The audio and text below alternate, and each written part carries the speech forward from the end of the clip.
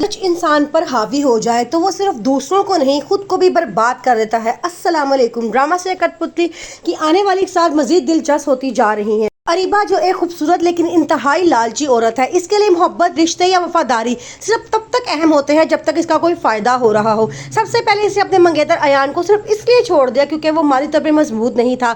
پھر اس نے ایک امیر آدمی سے شادی کر لی صرف پیسے کی چمک دمک دے کے۔ لیکن بات یہیں ختم نہیں ہوئی۔ جب اس نے دیکھا کہ اس کا باس اس کے شوہر سے بھی زیادہ امیر ہے تو فوراً رخ بدل لیا اور باس سے شادی کر لی۔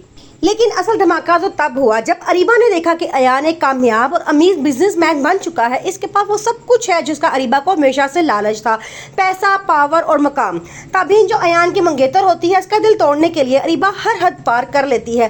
وہ ایسے حالات پیدا کرتی ہے کہ ایان اپنی منگنی تابین سے توڑ دیتا ہے صرف اریبہ کی سازشوں کی وجہ سے۔ اب اریبہ ایان کے گھر میں آ کر بیٹھ جاتی ہے۔ وہ پوری طرح سے ایان کو اپنے قابو میں کرنے کی کوشش کرتی ہے۔ ایان کی ماما یہ ساری حقیقت جان چکی ہوتی ہے کہ اریبہ ایک لالچی عورت ہے اور اس نے اپنی سازشوں سے ان دونوں کی منگنی توڑوائی ہے۔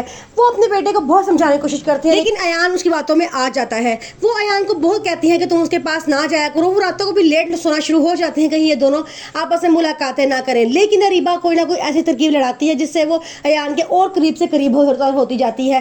وہ جان کے ایان کے سامنے اپنی تکلیفوں، اپنے دردوں کا ہنر روتی رہتی ہے اور اسے بار بار اس کی ماضی کی محبت یاد دلاتی رہتی ہے جس میں ایان اب اس کے پوری طرح قابو میں ہوتا جا رہا ہے۔ ایان اسے صاف کہتا ہے کہ تم مجھ سے پچھلی باتیں نہ کیا کرو، میں وہ سب کچھ بھلا چکا ہوں اور اب تم بھی ان سب کو بھول جاؤ۔ لیکن وہ بار بار اس کے سامنے روتی ہے اور کہتی ہے کہ میں بہت شرمندہ ہوں، مجھ سے بہت بڑی غلطی ہو گئی ہے۔ وہ اس طرح کی باتیں کرتی ہے تاکہ ایان اس کے قابو میں آ جائے۔ تابین اب جو ایان کو بھول کے آگے بڑھ چکی ہے، اس نے ایک بہت اچھی کمپنی میں جاب کر لی ہے۔ اس کا ایک دوست شہریار جو پہلے اسے بہت محبت کرتا تھا، پھر وہ باہر کے ملک چلا گیا۔ جب وہ واپس آیا تو اسے پتہ لگا کہ تابین کی منگنی ہو چکی ہے تو پیچھے ہٹ گیا تھا۔ لیکن جب اسے پتہ لگا کہ تابین کی شادی ٹوٹ گئی ہے تو وہ تابین کی مدد کرنے کے لیے میدان میں آتا ہے۔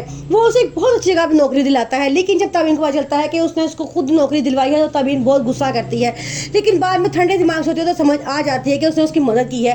وہ اس کا بہت شکریہ ادا کرتی ہے اور کہتی ہے کہ اگر تم میرے ساتھ نہ ہوتے تو آج میں ایان کو بیٹھ کے رو رہی ہوتی۔ ریاض پہلے تو مایوس ہوتا ہے، بعد میں جب وہ دیکھتا ہے کہ تابین کو احساس ہو چکا ہے تو وہ بڑا خوش ہوتا ہے اور کہتا ہے کہ چلو شکر ہے تم نے میرے بارے میں پازیٹیو سوچنا تو شروع کیا۔ پھر وہ اسے کہتا ہے میں تم سے بچپن سے محبت کرتا تھا۔ ایک طرف اریبہ تو ایان کو پھنسانے کی کوشش کر رہی ہے، دوسری طرف وہ دانیال سے بھی رابطے میں ہے۔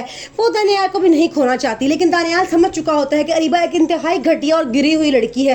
وہ اپنے مقصد کی خاطر کسی بھی حد تک جا سکتی ہے۔